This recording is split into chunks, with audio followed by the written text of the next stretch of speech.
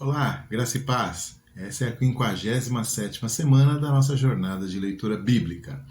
Nesta semana, nós vamos estudar os livros de dois profetas, o profeta Joel e o profeta Miqueias. Terminamos de ler as histórias, registradas pelo livro das Crônicas, focando nos reis. Vimos lá os profetas que profetizaram para cada um desses reis, mas agora nós vamos entrar então nos livros proféticos, lendo na ordem mais ou menos cronológica, de acordo com o que a gente pode identificar, né? Joel, então, é um livro de 3 capítulos. No primeiro capítulo nós vemos a praga de gafanhotos. Ele descreve ali essa praga que invadiu o local. No capítulo 2 ele fala da vinda do exército do Senhor. E no capítulo, depois ele ainda faz um apelo ao arrependimento com promessas de bênção. E ele fecha então no capítulo 3 falando do juízo divino contra as nações inimigas e da restauração de Israel no último dia. Já o profeta Miqueias tem 7 capítulos e ele vai falar da derrota de Samaria e Judá no capítulo 1. No capítulo 2 ele vai fazer uma condenação dos opressores e dos falsos profetas. No capítulo 3 ele vai fazer uma condenação dos governantes. No capítulo 4 ele vai falar do juízo divino contra as nações. No capítulo 5 ele fala do nascimento do rei eterno que guiará Israel. E por fim, no capítulo 6 e 7, ele faz um apelo ao arrependimento com promessas de restauração do povo de Deus. Os meus destaques, em primeiro lugar, para Joel, vão no seguinte sentido. Autoria de Joel, filho de Petuel, mas não sabemos mais nada a respeito dele. Esse é um profeta que não aparece em nenhum outro momento. E é o nosso primeiro profeta aqui do Reino do Sul, né? O primeiro profeta que nós estamos examinando o seu texto, justamente porque nós não sabemos nada sobre ele, inclusive a sua época, né? Então, como nós não sabemos a época, eu comecei por ele. Os estudiosos apontam ou uma data bem recuada, né, lá pelo século VIII, mais ou menos antes de Cristo, ou, como não tem muitos contextos, alguma época já bem recente, já na época do pós-exílio, né? Na dúvida, coloquei ele como um dos primeiros profetas ali do Reino do Sul. Mas assim, pelo interesse que ele tem no serviço do templo, ele sempre está falando ali do templo e tudo mais, é por isso que a gente sabe que ele pertence ao Reino do Sul, né? Porque ele não fala de nenhum rei especificamente, né? O grande tema de Joel é o dia do Senhor. Esse é um destaque importante também. Então, quando ele fala da terrível praga de gafanhotos, no primeiro capítulo, ele não apenas faz uma descrição de uma situação terrível, ele fala, né, para uma sociedade agrícola, uma praga de gafanhotos é uma tragédia.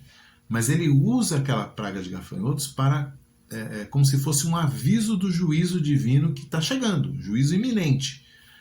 Então, se vocês se assustaram com isso, saibam que é Deus já pesando a mão. Mas, por outro lado, ele usa também essa praga de gafanhotos como uma metáfora para o exército de Deus que Deus vai enviar como castigo sobre o seu povo. Então, tomem cuidado, porque o exército que Deus vai enviar parece esses gafanhotos aí, mais ou menos isso, né? Uma imagem, inclusive, que depois João, lá em Apocalipse 9, vai retomar, né? Ele fala desse exército que vem destruindo tudo no seu caminho como se fossem gafanhotos, né? Gafanhotos gigantes ali, lá em Apocalipse.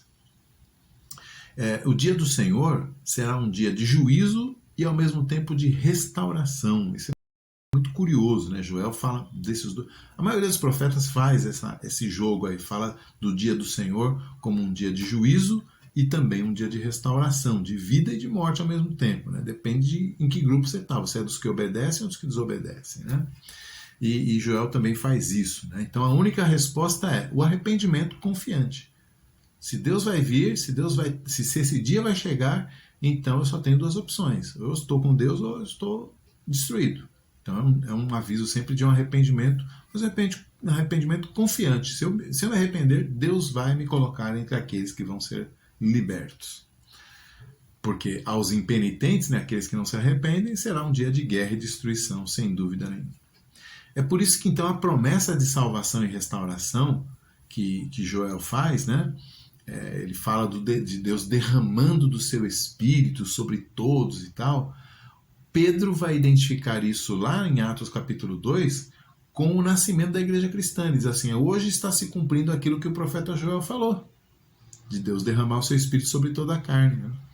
E aí, o último versículo aqui de Joel diz assim, o Senhor habitará em Sião. Sião, como você sabe, falamos disso lá nas nossas análises dos Salmos, né? Sião é o monte onde fica Jerusalém. Então, por sinédoque, Sião significa Jerusalém, significa o templo de Jerusalém.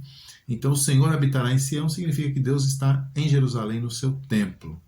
E, é claro, isso tem um significado muito mais profundo quando nós pensamos Pedro aplicando isso para o Pentecostes. Porque quando o Espírito Santo vem sobre a igreja, o Senhor habita em Sião. O Senhor habita no meio do seu povo, dentro do seu povo, né?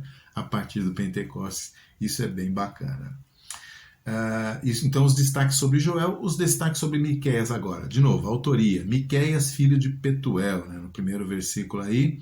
Ele pregou durante os reinados de Jotão, lá em 750, 735, do reinado de Acás, 735 a 715 a.C., e o reinado de Ezequias, 715 a 686. Então ele pregou entre 750 e 686. Né? Então provavelmente ele não pegou o começo ali do reinado de Jotão, pegou mais para o final, e também não pegou o final do Ezequias, né? Pegou ali nesse meio tempo. Né?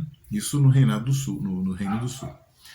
Essa época é caracterizada pelo fato de que a Assíria já estava ampliando o seu domínio sobre a região, já tinha invadido o Reino do Norte, que foi em 722, e o próprio Reino do Sul já tinha se submetido à Assíria. Porque muito antes de ser invadido pela Babilônia, o Reino do Sul já era um reino vassalo, ou seja, pagando impostos, pagando tributos para o seu opressor. Né? Então, a Assíria já tinha essa relação com vários dos reis do Reino do Sul. Né? Então, havia uma submissão e muitas ameaças de invasão contra o Reino do Sul. A decadência espiritual nos 16 anos do governo de Acás também traz uma decadência moral e espiritual.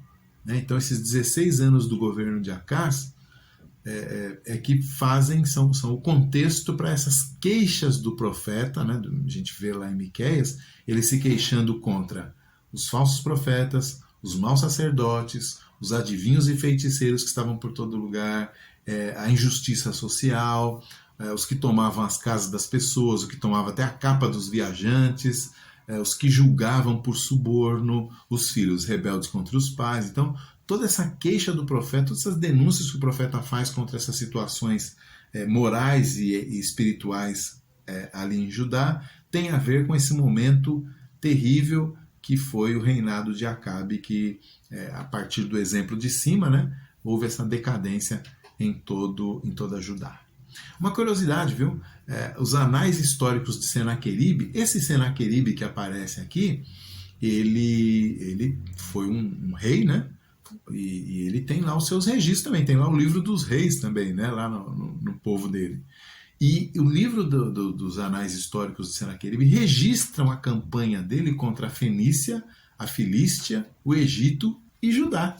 Ele registra lá que ele foi contra esses povos aí e destruiu, combateu todos eles, derrotou todos eles. Mas, curiosamente, nos seus anais históricos não há o registro da captura de Jerusalém. Então, quer dizer, a história aqui que nós vemos de Senaqueribe voltando atrás de alguma maneira, está em harmonia, né, com os históricos lá de Senaqueribe também, né? É claro que não se registrava derrotas naquela época, né? O rei não mandava registrar suas próprias derrotas, não havia liberdade de imprensa para fazer isso, né? Mas a Bíblia, muito antes da liberdade de imprensa, já fazia isso consistentemente, né? Como nós temos visto nas nossas leituras, especialmente em Reis e Crônicas, as derrotas, os fracassos dos reis de Israel e Judá são muito bem registrados, né? Um outro destaque, Miqueias profetiza a vinda do rei divino a partir de Belém. E o seu reinado de paz e justiça vai se estendendo até os confins da terra, lá no capítulo 5. Né? E depois ele ainda profetiza acerca do povo de Deus desfrutando paz e perdão no capítulo 7. Talvez ele não soubesse que esse reino ia se estender pela pregação do evangelho e não pela espada. E também talvez ele não soubesse que esse perdão seria obtido com a morte do rei, né? Com a morte na cruz do Messias. Mas nós sabemos. Pela graça de Deus, já temos essa revelação, né? De quem seria esse rei divino que veio de Belém. Jesus Cristo, nosso Senhor, o nosso Salvador.